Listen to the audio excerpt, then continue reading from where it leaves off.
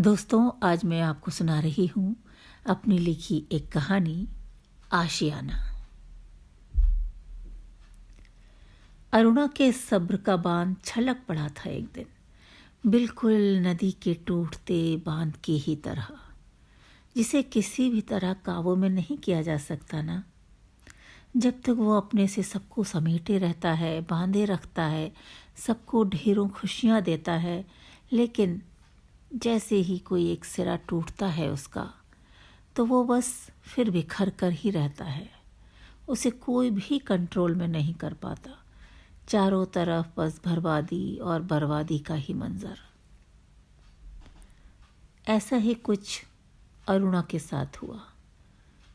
20-21 साल की गृहस्थी को, अपने प्यार से बनाए सजाए आशियाने को, जिससे शायद वो तो यही समझती थी कि वो ही इस आशियाने की सच्ची में हकदार है। ऐसा नहीं था, लेकिन कई साल पहले एक दिन उसे जब इस बात का एहसास हो गया था कि वो कितनी गलत थी।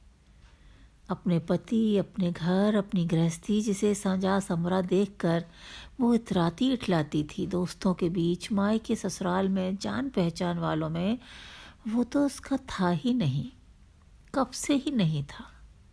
जाने कब से ही वो भुलावे में जी रही थी। रोहन के सामान में, उसके वजूद में, उसके ख्यालों में, यहाँ तक कि उसके एहसासों में वो दूसरी जाने कब से डेरा जमाए बैठी थी, और दोनों मिलकर उसे ठगे जा रहे थे। और वो अपनी बेवकूफ़ी में, अपनी नादानी में बस ठगी चली जा रही थी। नादानी ही तो कहेंगे ना इसे। तनु कब से ही उसके घर आती जाती रही, कभी रोहन के साथ ऑफिस से, कभी पार्टी में, तो कभी किसी और काम से। उसने उन दोनों के एक साथ बैठने, बातें करने, हंसी ठहाके लगाने को कभी तवज्जो दी ही नहीं थी। यहाँ तक कि कितनी ही बार दोनों ऑफिस के काम से बाहर भी गए। इतनी छोटी सोच की थी ही नहीं ना वो कभी। और देखो ना, कैसा नुकसान करा बैठी अपना। उसकी आंखों के सामने ही उसके रिश्तों की दीवारें झर झर बहती रहीं, और उसे तनिक आभास तक ना हुआ। सबको अपने जैसा ही समझती थी ना, सच्चे साफ दिल वाला, अपने और अपनों पर भरोसा करने वाला। गलत कहाँ थी फिर वो? क्या अपने अपनों पर भरोसा भी ना करें? आखिर शक और शुबा होता भी तो कैसे? तनु का भी तो अपना परिवार था, एक बेटी थी, पति था, अच्छा घर-बार था। Oh my God!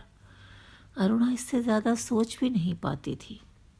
अपने घरों की खुशियां दांव पर लगाकर कोई कैसे ये सब कर सकता है? क्या उसका पति भी उसकी तरह ही अंधेरे में था? दर्द के लम्हों ने अरुणा को लेखन की तरफ मोड़ दिया था। अपनों के दिए जख्मों को और किससे कहती, क्या कहती? दर्द के सिवा उसने कभी कुछ न दिया। मोहब्बत हमारी अश्क बहाती रही, उसने कुछ महसूस ही न किया। पारस और पाखी भी उस वक्त इतने बड़े नहीं थे कि सबको समझकर खुद को संभाल लेते। उम्र के उस दौर से गुजर रहे थे दोनों, जहाँ बच्चे किसी भी बात को गलत और सही समझने की स्थिति में नहीं होते। पत्नी पर तब माँ हावी हो गई थी। रोहन ने नहीं सोचा कुछ, मगर वो नहीं ले पाई एक ऐसा फैसला जो शायद उसके बच्चों की जिंदगी बर्बाद कर सकता था। दुनिया में शायद इसी वजह से माँ के रिश्ते को सबसे बढ़कर बताया है। अरुणा ने भी मान रखा इस बात का। सब कुछ देख समझकर भी खामोश रही। एक माँ ने बच्चों की खातिर अपना आत्मसम्मान, अपना मन, अपना वजूद सब ताक पर रख दिए थे। दूसरी तरफ कुछ असर था ही नहीं। घर क्या सिर्फ एक ही की जिम्मेदारी होती है? सिर्फ औरत की? अरुणा तड़पती रोती रही और वो दोनों यूं ही सरेआम अपनों के विश्वास की परत दर परत उधेड़ते रहे। तभी एक बार मम्मी के पास जाना हुआ था। बेटी के हंसते खेलते चेहरे पर दर्द की परछाइयां माँ की अनुभवी नजरों से छिपी न रह सकी।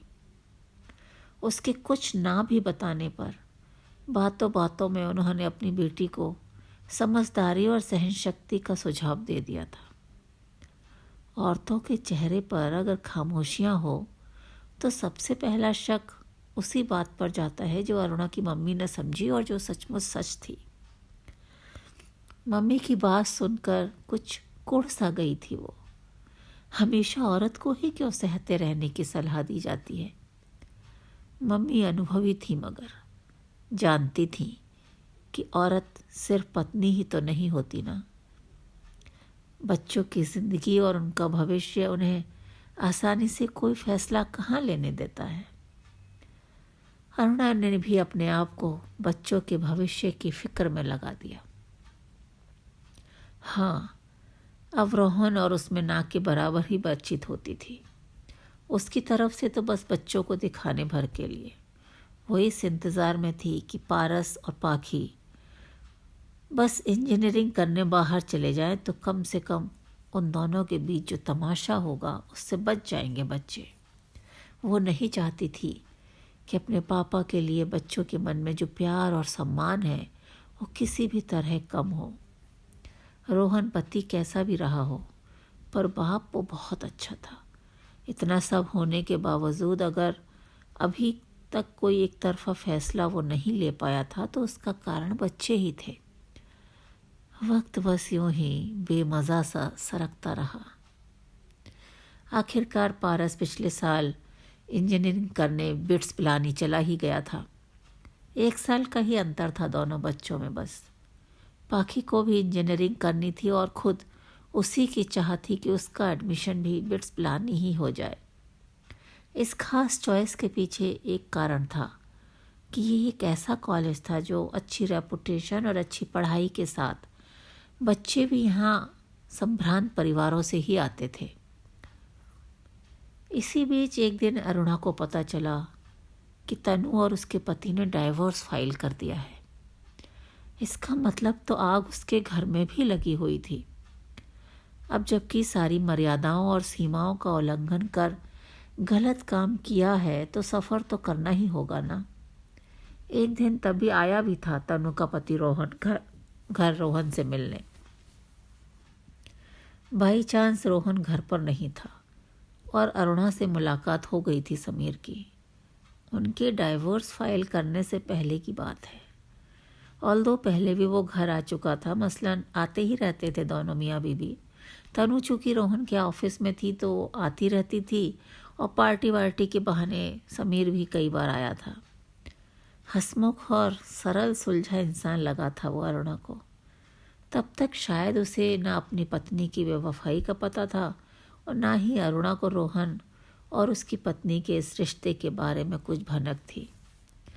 रोहन और तनु एक दूसरे के साथ डांस वगैरह में मशगूल थे और वो दोनों अनजाने ही एक दूसरे से अपने अपने जीवन साथियों की तारीफ़ों के पुल बांधने में मशगूल थे।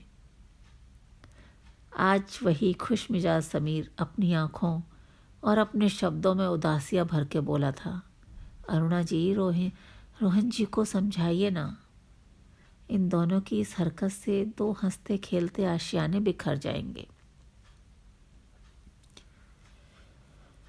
आप समझा पाए क्या समीर भाई तनु को?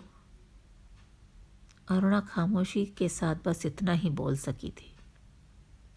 समीर मायूस सा वापस चला गया था और फिर उसके कुछ दिनों बाद दोनों ने ही रजामंदी से तलाक के लिए अर्जी दाखिल कर दी थी। पता नहीं क्यों उसी समय से ही अरुणा को लगने लगा था कि रोहन भी जल्दी ही ये स्टेप लेने वाला है। रिश्ता इतना गहरा बन चुका था अब रोहन और तनु का कि उसकी मर्जी से ही उठाया होगा ना तनु ने भी डाइवोर्स वाला कदम। कैसे हालात हो गए थे कि अपने ही बनाए संवारे घर में अरुणा को अब अजीब सा लगने लगा था। उसे अब इस घर में एक पल भी रहने का मन नहीं होता था। मगर फिर वही ना, माँ थी ना वो। पाखी के एग्ज़ाम में और इंजीनियरिंग के लिए कई जाने में उसे कुछ महीने और थे। हाँ, वो भी कोई इतनी छोटी तो नहीं थी अब कि उसके मम्मी पापा के बीच क्या चल रहा है ये भी ना समझ सके। उसे ये भी लेकिन समझ आ रहा था कि मम्मी उसकी वजह से कितना कुछ सह रही हैं। बेटी होने के नाते वो बखूबी समझ रही थी अपनी मम्मी की दुविधा। उसे पापा पर गुस्सा आने लगा था। मम्मी कितना बर्दाश्त कर रही थी अपने दोनों बच्चों के लिए, मगर पापा तो सिर बढ़ा ही रहे थे सबकी प्रॉब्लम्स। उसकी मम्मी लाख कोशिश कर रही थी कि उसकी पढ़ाई में किसी तरह की कोई दिक्कत ना हो, लेकिन ऐसे कैसे संभव था भला। घर में रह रहे 3 प्राणियों में से 2 अगर ज़बरदस्ती उसे दिखाने को बस ज़रा बहुत बातें करें तो इतनी छोटी और बेवकूफ़ तो नहीं थी ना वो, तो उसके मन पर इस असहज माहौल का कोई फ़र्क ही ना पड़े। अपनी तरफ से तो वो भी कोशिश कर रही थी कि वो सिर्फ अपनी पढ़ाई में मन लगाए, बाकी मम्मी हैं सब देख लेंगी ना। लेकिन जब तब पढ़ते पढ़ते अचानक वो घबरा उठती कि उसके मम्मी पापा अलग अलग हो गए तो तब फिर परेशानी में वो अपने फ़ोन भाई को मिला बैठती, उसे घर के हालातों से अवगत कराती। भाई भी कोई ज़्यादा बड़ा तो था नहीं, लेकिन हाँ, अपनी 1 साल छोटी बहन को समझाना अपनी जिम्मेदारी समझता था। दोनों भाई बहन मिलकर प्लान्स बनाते कि अगर पापा मम्मी ने भी डाइवोर्स ले लिया तो वो दोनों मिलकर मम्मी का ध्यान रखेंगे, उन्हें नानी के यहाँ या कहीं और नहीं जाने देंगे। उन्हें पता है कि उनकी मम्मी को उनके इस घर से कितना प्यार है। यूँ किसी के घर जाकर रहना उन्हें कभी अच्छा नहीं लगता, और फिर अगर जाना ही है तो पापा जाए ना, मम्मी क्यों जाएंगी कहीं। अब ये बच्चे थे, अपनी समझ के हिसाब से ही तो बात करेंगे ना बेचारे। कैसे समझते कि जब उस दिन पापा तनु नाम की उस क़यामत को घर ले आए तो मम्मी के आत्मसम्मान को कितनी ठेस पहुंची। तनु और समीर का तलाक फाइल होने के बाद तनु उसके साथ बिल्कुल रहने के मूड में नहीं थी। 10-11 साल की अपनी बेटी को आनन फानन में बोर्डिंग में डाल बाकी सब पीछे छोड़ रोहन के साथ घर चली आई थी एक दिन। अचानक आए इस वक्त का रोहन के पास भी सिवाय इसके कोई इलाज नहीं था कि वो उसे अपने साथ अपने घर ले आता। जानता था कि वो ठीक नहीं कर रहा है, घर पर पाखी भी है और अरुणा से तलाक के बारे में सोचने तक की हिम्मत नहीं है उसकी, पर क्या करता वो भी। साथ काम करते करते तनु उसे कब अच्छी लगने लगी कि बात यहाँ तक पहुँच गई, लेकिन उसने यहाँ तक सोचने की तो सपने में भी हिम्मत नहीं की थी। ऑफिस का प्यार बस ऑफिस तक ही चलाए रखना चाहता था वो तो, एक घर वाली और एक बाहर वाली की तर्ज पर। पता नहीं तनु को क्या समझ आया या उसके अपने घर के हालात कैसे थे जो उसने ये सब डिसाइड किया। उसने तो कभी इस तरह का कोई वादा वगैरह नहीं उससे किया था। मगर इन सब हालातों में अब अरुणा की समझ में भी कुछ नहीं आया। यहाँ रहना अब उसके दिल को कतई मंजूर नहीं था। फैसला कठिन था, लेकिन लेना तो था ही ना। ऐसे कठिन हालातों में कितना साथ देती वो पाखी का। सीधे शब्दों में कह बैठी एक दिन कि वो नानी के घर जा रही हैं, उसे साथ चलना हो तो चले, उसका मन यहाँ रहने का हो तो यहाँ पापा के पास रहकर अपनी पढ़ाई करे। ऑल्दो पाखी के लिए यहाँ रहकर पढ़ना ज़्यादा मुनासिब था, कुछ समय ही तो रह गया था एग्ज़ाम्स में, लेकिन उसने भी ऐसे पापा को नकार कर कि जिन्हें अपने अलावा किसी की फिक्र नहीं, उसने मम्मी के साथ जाना ज़्यादा उचित समझा। रोहन को इस तरह पाकी और अरुणा का छोड़ कर जाना बिल्कुल अच्छा नहीं लगा। सच कहें तो उसको ये कतई उम्मीद नहीं थी कि पूरी तरह उस पर आश्रित अरुणा यूं उसे छोड़ जाने का कठिन फैसला कर लेगी। शादी के 20-21 साल में एक पल भी ऐसा नहीं हुआ था कि अरुणा ने बिना उसकी मर्जी और बिना उससे पूछे कोई छोटा सा भी फैसला किया हो। और अब इतना बड़ा फैसला अपने इस नए रिश्ते की तरफ बढ़ाते कदमों में उसे एक बार को समीर का डर तो था रोहन को, लेकिन सीधी सादी अपनी गृहस्थी में रमी जमी अरुणा का तो दूर दूर तक कोई ख्याल ही नहीं था। किसी और के साथ प्यार बस यूं ही घूमने फिरने खाने पीने तक ही सीमित रहे तो कितना अच्छा होता ना। वो भी यही सोच कर रिलैक्स था कि इससे उसके घर परिवार पर कोई आँच नहीं आएगी। लेकिन अब जब यह स्थिति आ ही गई थी तो उसे अपनी गलती और अरुणा के साथ की अपनी नाइंसाफ़ी पर खुद पर ही बहुत शर्म आ रही थी। कितना दिल दुखाया उसने अरुणा का अब तक। वो बेचारी तो कभी कुछ नहीं बोली। उसे और उसके दिए जख्म को चुपचाप सहती और बर्दाश्त करती रही। बच्चे अलग उससे दूर हो गए थे। कोई भी समझदार बच्चे ऐसे हालातों में गलत पापा का नहीं बल्कि सही और बच्चों के लिए कुछ भी कर गुजरने वाली मम्मी का ही साथ देंगे ना। और सही में तो उसे तनु से भी उम्मीद नहीं थी कि वो ऐसा बेवकूफ़ी भरा कदम उठा लेगी, खुद भी मुश्किल में फंसेगी और उसके लिए भी इतनी मुश्किलात पैदा कर देगी। प्यार का सारा नशा उतरने लगा था रोहन का इन दिनों तनु के साथ रहकर। तनु के साथ रहने से अब वो अरुणा की खूबियाँ और ज़्यादा महसूस कर रहा था। कैसे घर के एक एक कोने को सजाने संवारने में लगी रहती थी हरदम। कैसे उसकी एक एक ज़रूरत का ख्याल रखती थी। गांव में अम्मा बाबूजी को सब पता पड़ेगा तो क्या हश्र करेंगे वो उसका। इसकी सोच मात्र से ही वो सिहर उठता था। उसने कई बार अरुणा को फ़ोन लगाया मगर उसने उठाया ही नहीं। सीधी सरल पत्नी को कमज़ोर समझने की गलती की थी ना उसने। बिल्कुल सही सलूक कर रही है वो उसके साथ। पाखी ने भी फ़ोन उठा तो लिया था लेकिन सीधे मुंह बात नहीं की थी उससे। रोहन परेशान रहने लगा था बहुत। अड़ोसी पड़ोसी और ऑफिस वाले भी उन दोनों को लेकर तरह तरह की अनाप शनाप बातें करने लगे थे। ये रोहन जैसे डरपोक को कतई मंजूर नहीं था। जिस तनु की खूबसूरती, ड्रेसिंग सेंस और प्यार भरी छेड़छाड़ रोहन को अब तक अच्छी लगती थी, इन हालातों में उसे चिढ़न होने लगी।